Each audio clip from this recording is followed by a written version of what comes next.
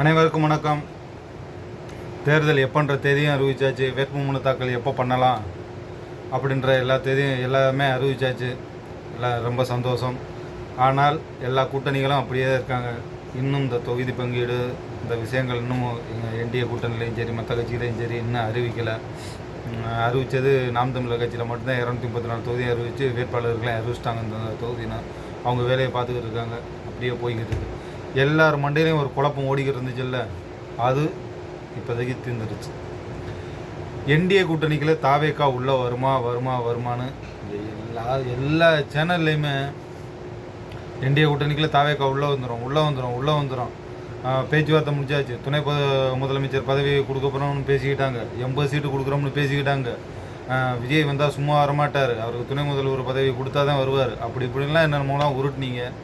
அதெல்லாம் எதுவுமே இல்லைன்னு விளக்கமாக சொல்லிட்டாப்புல மரியாதைக்குரிய எடப்பாடி பழனிசாமி ஐயா வந்து சொல்லிட்டாங்க. எப்படின்னு கேட்குறீங்களா? அந்த விளக்கத்தை தீர்த்து வச்சது மரியாதைக்குரிய அண்ணன் ரங்கராஜ் பாண்டே அவர்கள் தான். அவங்க வந்து இப்போ ஒரு விழாவிலையோட கூப்பிட்டு வச்சு கேட்டாங்க. அது சாணக்கியா 100ஆண்டு விழான்னு நினைக்கிறேன். ஆமாம், அதுலையோட கூப்பிட்டு வச்சு கேட்டாங்க. எல்லாரும் கேட்டுக்கிட்டு இருக்காங்க. என்டிஏ கூட்டணிக்குள்ளே தாவேக்கா உள்ளே வருமா வராதான்னு கேட்டாங்க. அழகாக விளக்கம் சொல்லிட்டாப்புல. அது வந்து பொய்யான செய்தி. டிவிகே கிட்ட என்டிஏ கூட்டணிக்குள்ள வாங்கணும்னு இன்னை வரைக்கும் நாங்கள் வந்து ஒரு பேச்சுவார்த்தை கூட நடத்தவே இல்லை. அதை வந்து எதுக்காக அந்த அளவுக்கு நடத்தி பெருசாக்குறாங்கன்றது தெரில அப்படின்னு அழகாக சொல்லிட்டாப்புல. அதனால் இன்னைய வரைக்கும் பேச்சுவார்த்தைகள் எதுவும் நடக்கலை. உடனே எல்லாரும் போட்டு விட்டு டெல்லி போனார் விஜய். அங்கே போய் அமித்ஷா பார்க்குறாரு. பார்த்துட்டு இப்போ கூட்டணிக்குள்ள வந்துடுவாங்க, நாளைக்கு முடிவாயிரும். ஒன்றுமே இல்லைப்பா தலைவர்.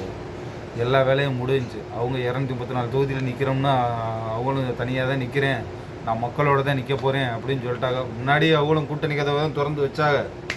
யாராவது ஒரு ஆள் உள்ளே வந்துடுவாங்களா, நம்மளும் கூட்டணியை வச்சு இன்னும் பலமாக இந்த கட்சின்னு காமிச்சிடலாம் அப்படின்னு. இது திறந்து வச்ச கதவு அப்படியே காத்தடிச்சு சாஞ்ச அதுவே சாத்திட்டு போயிடுச்சு. அவ்வளோதான், யாரும் போகல. அவங்களும் மக்களோட நான் நிற்கிறேன் அப்படின்ட்டாங்க. சரி, நல்லபடியாக நெல்லுங்க அப்படின்னு விட்டாச்சு. இன்னும் ஒரு வேலை, இன்னும் நான் இன்றைக்கி தேதி எத்தனை, இன்னும் ஒரு 10 நாள் இருக்குது. அதுக்குள்ளேயும் எதுவும் கட்சிகள் கூட்டணிக்குள்ளே போகலாமா என்னன்றதும் அதுவும் முடியாகும். ஏன்னா இன்னும் எல்லாருக்கும் எந்தெந்த தொகுதின்னு அறிவிக்கலை. இன்னும் முக்கியமாக என்டிஏ கூட்டணிலலாம் எதுவுமே இன்னும் அறிவிக்காமல் அப்படியே இருக்கிறாங்க. ஒருவேளை என்னென்னு பார்ப்போம். வேறு இதர கட்சிகள் எதுவும் கூட்டணிக்குள்ளே வருதா இல்லை என்னன்றதை பொறுத்து இருந்து தான் பார்ப்போம். இந்த களம் வந்து மிகவும் சக்தி வாய்ந்த ஒரு களமாக இருக்குது. என்னன்றதை பார்ப்போம். நன்றி, வணக்கம்.